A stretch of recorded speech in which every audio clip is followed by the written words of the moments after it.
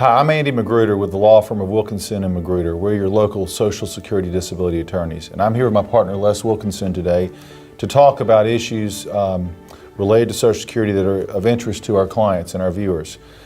Les, we've talked about rulings. Has Social Security issued a ruling related to obesity? Yes, they have, Andy. A number of years ago, Social Security had a listing for obesity. If you weighed so many pounds, you were disabled.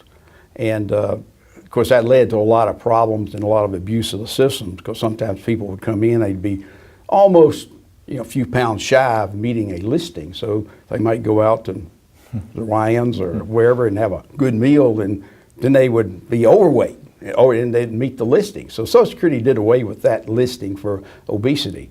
But in 2002, they issued a ruling as to how would they consider obesity and how it related to people being disabled. So Les, let me ask you, does this ruling, does it address how obesity might affect other conditions, say, such as back or knee problems?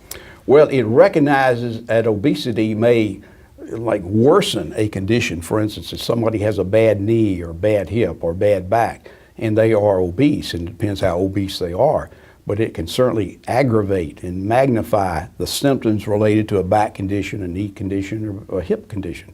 Social Security, that ruling defines obesity as BMI, that's body mass index, of over 30. And a lot of people are overweight. You go to the doctor and they always tell you to lose weight.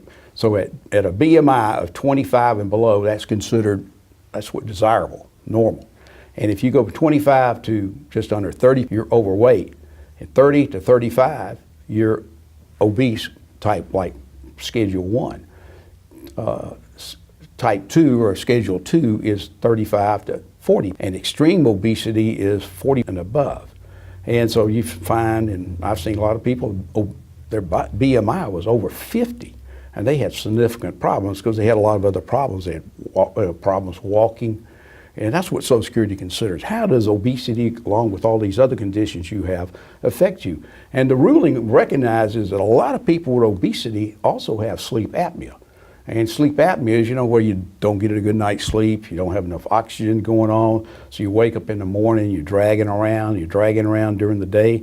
And so, you got the sleep apnea, obesity, a lot of people got diabetes. And so all these conditions together, plus obesity, means somebody's probably disabled. So Les, let me ask you, does the ruling discuss how obesity may affect someone's ability to sustain effort and perhaps get fatigued more easily? Yes, it does. It recognizes that that's one of the effects of obesity, is that you're sluggish, you're too tired, you can't stay on task, you're going to be all these other problems, because obesity, as just a practical matter, affects your whole health. And a lot of people can, not applying for disability, but if they could lose weight, they would certainly help themselves, because if you take off a few pounds, you reduce your blood pressure, you reduce your stress on your knees, your back. And so, regardless of disability, if you can lose weight and get down to a good BMI, you're better off health-wise. And so again, what are the obligations for a Social Security judge or an adjudicator in terms of addressing obesity? Do they have to comply with this ruling that was issued? Absolutely, and that's one of the things they'll in a decision, they'll talk about the effects of obesity on someone. And the ruling also says that they will recognize if a doctor says somebody is obese, they will accept that decision. But then again, they look at what medical facts are, like for instance, what was the weight? How much does this person weigh? What's the blood pressure? Those types of things. Thank you, Les.